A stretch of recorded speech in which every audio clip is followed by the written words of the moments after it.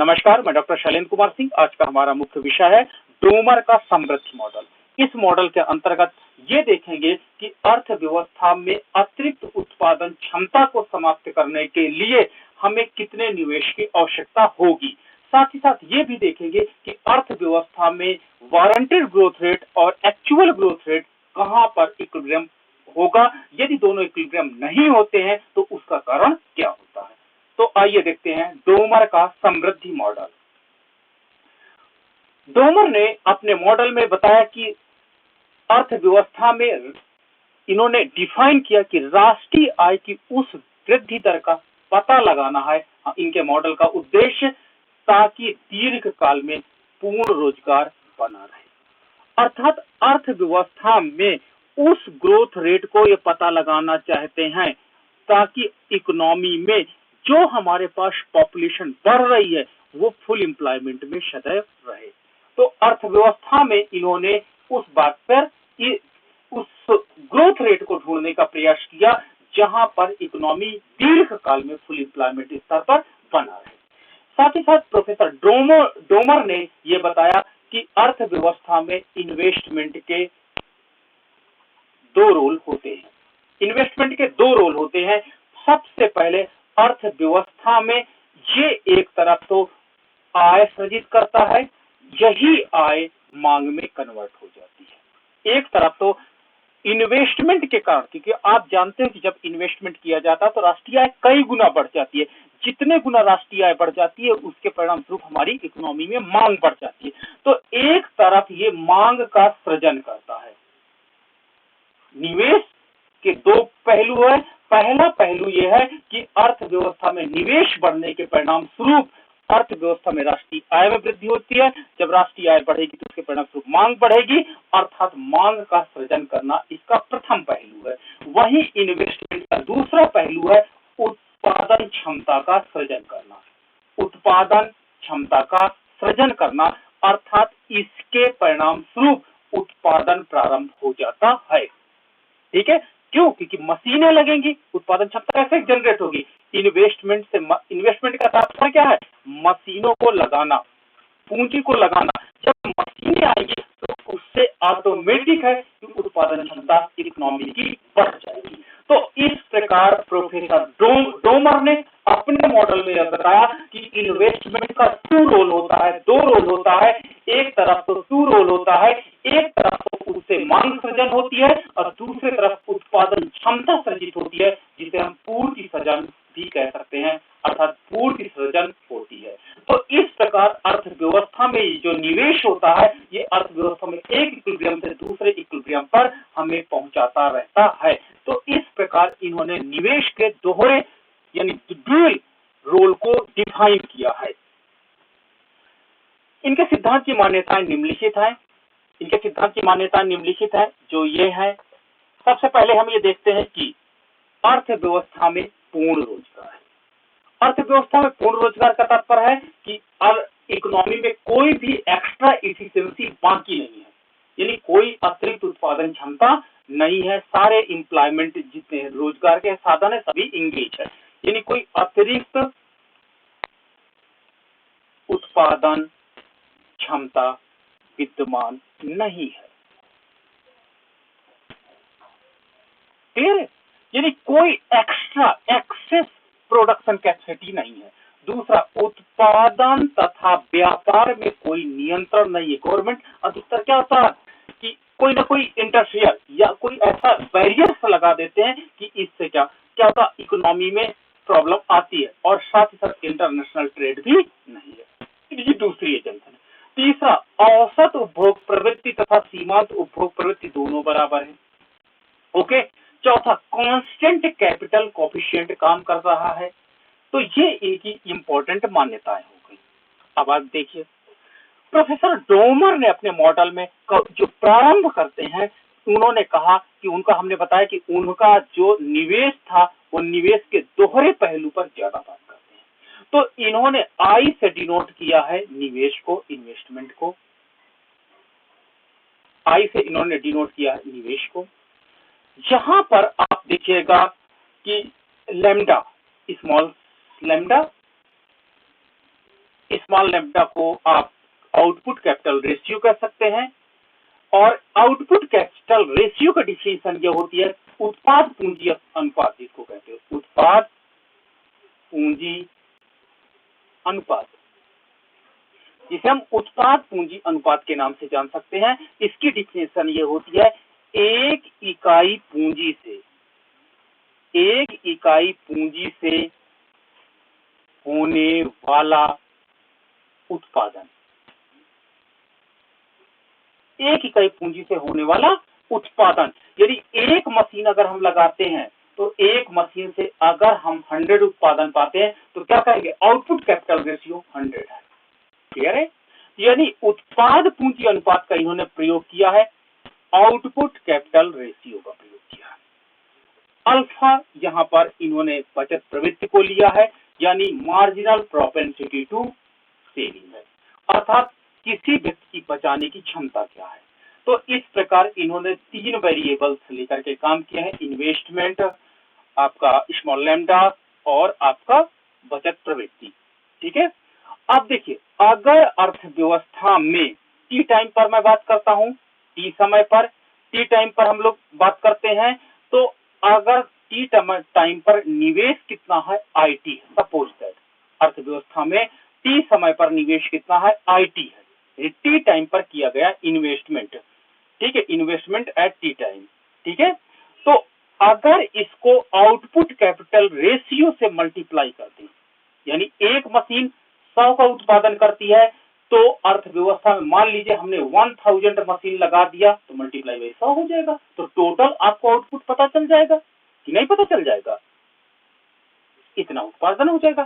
तो अगर हम आउटपुट कैपिटल रेशियो को हम आउटपुट कैपिटल रेशियो को आईटी से मल्टीप्लाई करते हैं, if we multiply by output capital ratio with IT, then we get IT यानी स्मॉल लैम्ब्डा आईटी, जो टोटल यानी कुल उत्पादन क्षमता को बताएगी, कुल उत्पादन क्षमता को डिफाइन करेगी, ये कुल उत्पादन क्षमता को बताएगी।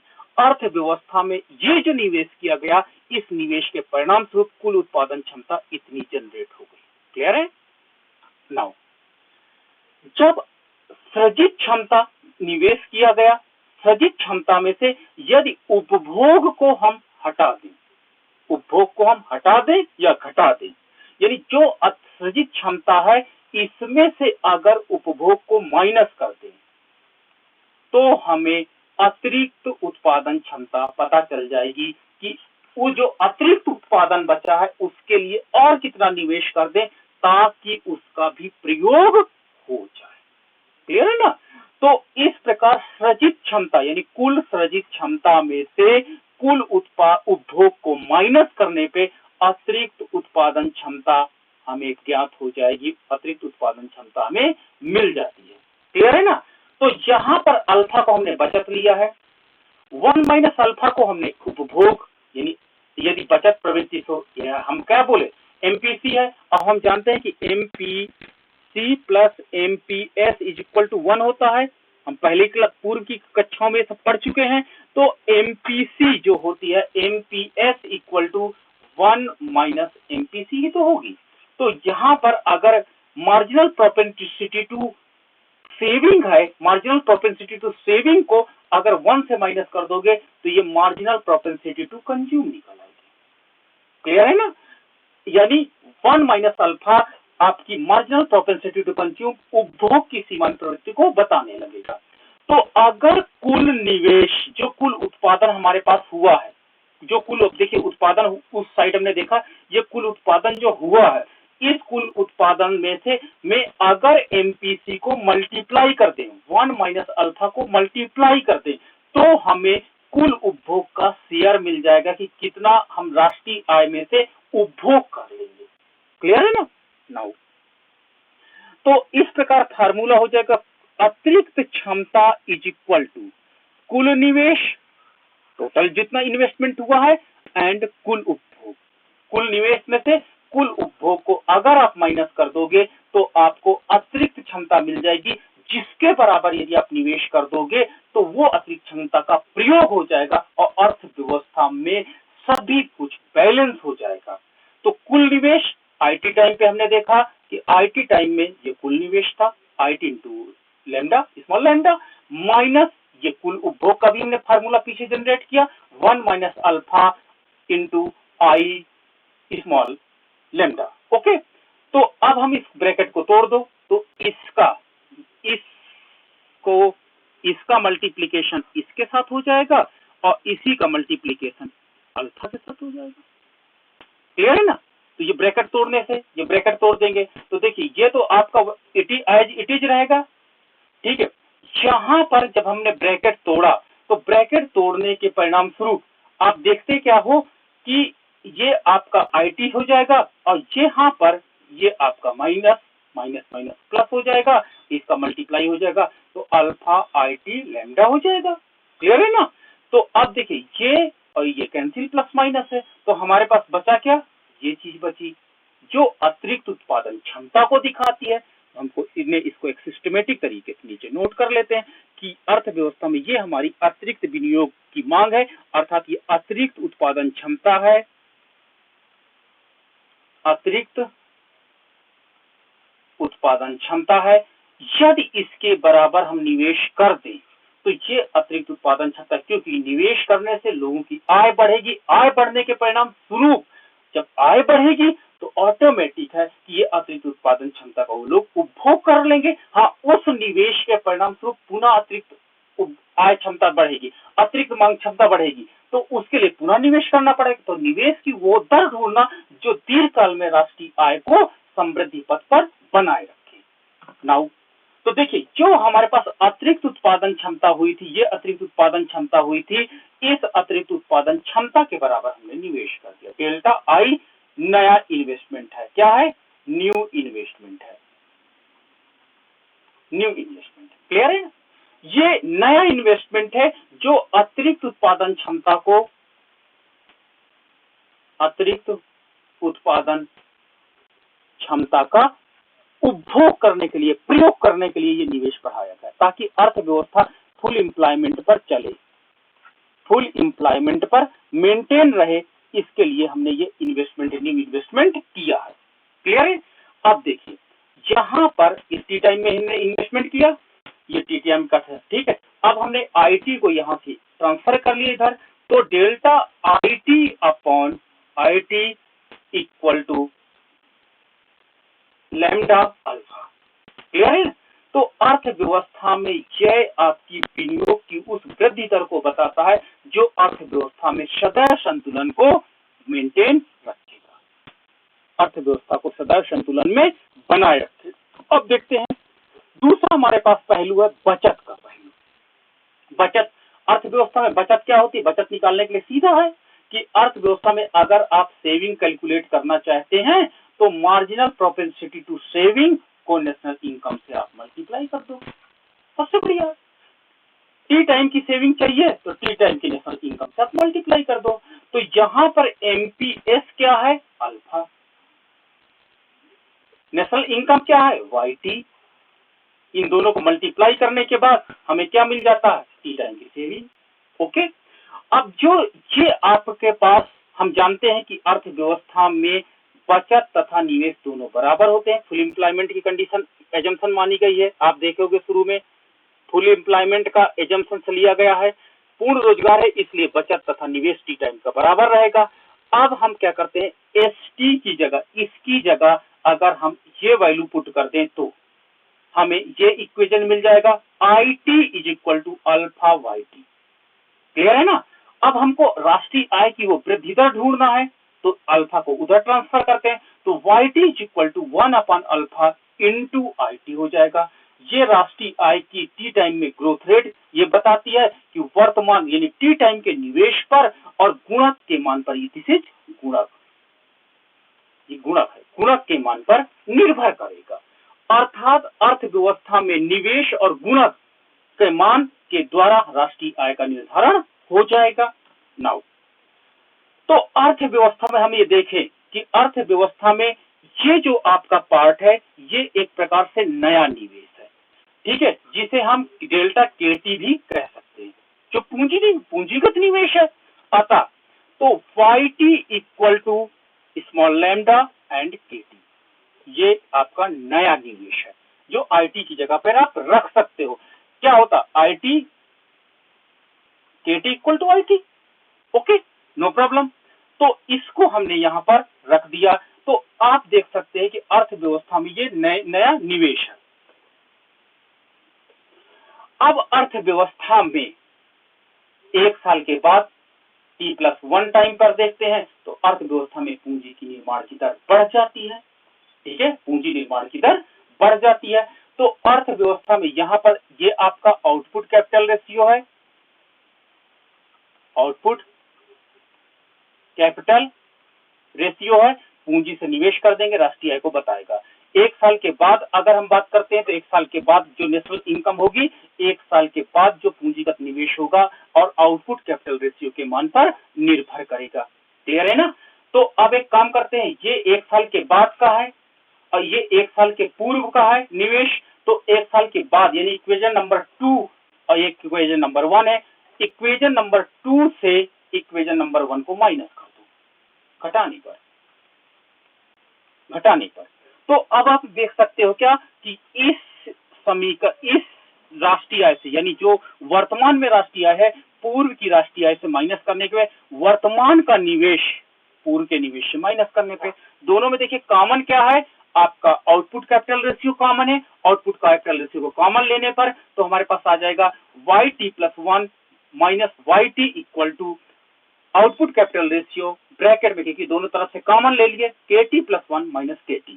तो हमारे पास ये एक इक्वेशन मिल जाती है और ये इक्वेशन ये हमें बताती है कि डेल्टा YT यानी किसी समय राष्ट्रीय आय की वृद्धि दर, T समय की राष्ट्रीय आय की वृद्धि दर आउटपुट कैपिटल रेशियो तथा पूंजीगत निवेश में हुए परिवर्तन पर निर्भर करता है। ये रिजल्ट क्या बताता है कि जो पूंजीगत निवेश में परिवर्तन हुए हैं, पूंजीगत निवेश में परिवर्तन हुए हैं और आउटपुट कैपिटल रेशियो को मल्टीप्लाई करने पे हमें राष्ट्रीय आय की वृद्धि दर प्राप्त हो जाएगी। अब हम ये जानते हैं क्या कि जो निवेश है, पूंजीगत निवेश, वो एक प्रकार से निवेश ही है, इन्वेस्टमेंट ही है। टी टाइम में जो पूंजीगत निवेश किया गया है वो वास्तव में इन्वेस्टमेंट है। ठीक है, तो अब हम क्या करते हैं, हम ये देखते हैं कि डेल्टा YT इंटू क्या है आपका output capital ratio into IT। हमने डेल्टा KT की जगह, जो पिछला इक्वेशन था उसकी जगह हमने IT का मान पुट कर दिया, यानी डेल्टा KT की जगह हमने IT का मान पुट कर दिया। तो अब क्या आ जाएगा, delta YT equal to lambda alpha YT। अब हमने दोनों को एक तरफ कर लिया, delta YT upon YT into alpha lambda. तो क्या हो जाएगा, अब इस YT का मान रखो तो YT का मान निकाल चुके 1 upon alpha into delta IT and 1 upon alpha into IT equal to alpha lambda. और ये 1 अपॉन ये और ये 1 अपॉन कट जाएगा तो हमारे पास बचेगा क्या, delta IT upon IT equal to alpha lambda, ये मेरे पास बचेगा।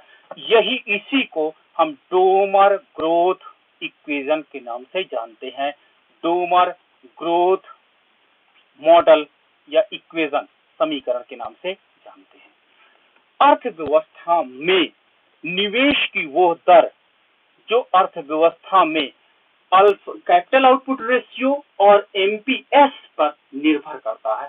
तो इस प्रकार अर्थव्यवस्था में इस पहलू को हम मांग पहलू कह सकते हैं और इसको हम कह सकते हैं पूर्ति पहलू। ये डिमांड साइड है,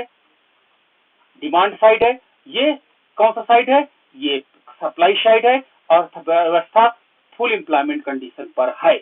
अगर इकोनॉमी में डेल्टा I अपॉन IT का मान अल्फा लैम्डा से कम हो जाएगा तो निष्क्रिय उत्पादन क्षमता विद्यमान हो जाएगी, और निष्क्रिय उत्पादन क्षमता का तात्पर्य है बेरोजगारी दिखाई पड़ेगी और अर्थव्यवस्था में अस्फीति दिखाई पड़ेगा। यदि IT अपॉन IT का मान इससे ज्यादा है तो अर्थव्यवस्था ग्रो करेगी और अर्थव्यवस्था में स्फीतकारी प्रवृत्तियां हमें दिखाई पड़ेंगी। तो इसे अगर हम टेक्निकल भाषा में ले लें कि एक्चुअल ग्रोथ रेट और वारंटेड ग्रोथ रेट में, तो G इक्वल टू GW है, जो हैरट के छुरीधार संतुलन को दिखाता है, छुरी धार संतुलन को रिप्रेजेंट करता है। तो अगर अर्थव्यवस्था में जो ये आपका अतिरिक्त उत्पादन क्षमता अगर विद्यमान है, तो अर्थव्यवस्था में एक्चुअल ग्रोथ रेट कम है और वारंटेड ग्रोथ रेट अधिक है, तो अर्थव्यवस्था में बेरोजगारी और अस्थिरता दिखाई पड़ेगी। और अगर अर्थव्यवस्था में एक्चुअल निवेश का मान ज्यादा है, तो अर्थव्यवस्था में स्थिरकारी प्रवृत्तियां दिखाई पड़ेंगी, स्थिरकारी अर्थात G is greater than GW दिखाई पड़ेगा। तो इस प्रकार डोमर ने अपने ग्रोथ मॉडल में बताया कि अर्थव्यवस्था में निवेश की उस दर को ढूंढना जो अर्थव्यवस्था में अतिरिक्त उत्पादन क्षमता का प्रयोग कर सके, तभी हम छुरीधार संतुलन में बने रहेंगे। तो ये था डोमर का समृद्धि मॉडल, जिसके अंतर्गत इन्होंने ये इक्वेशन प्रस्तुत किया था। यही इक्वेशन डोमर इक्वेशन के नाम से जाना जाता है कि अर्थव्यवस्था में निवेश की दर अर्थव्यवस्था में आउटपुट कैपिटल रेशियो और अल्फा यानी MPS के मान के बराबर होना चाहिए। ठीक है, तो ये है आपका डोमर ग्रोथ मॉडल। अगर आपके कोई प्रश्न हो तो आप हमसे जरूर पूछेगा। So much, thank you.